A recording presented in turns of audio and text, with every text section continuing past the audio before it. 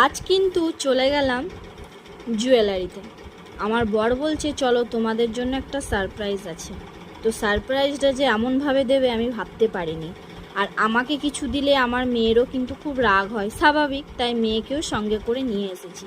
এই গলার চেনটা আমি নিলাম, যেহেতু এরকম একটা চেন আমার ছিল সেটা এক্সচেঞ্জ করেই নিলাম।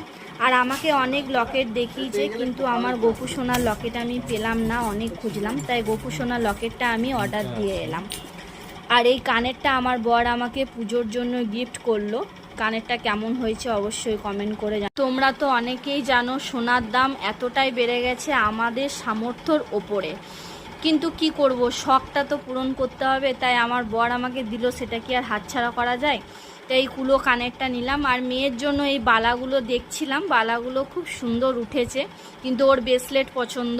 তো আমার বর বললো ঠিক আছে, বালাটা এখন সব সময় পরে থাকবে, তাই ওর উপর বালাটা নাও, ব্রেসলেটটা পুজোর সময় তুমি নেবে। তো গাইস কেমন লাগলো অবশ্যই জানিও।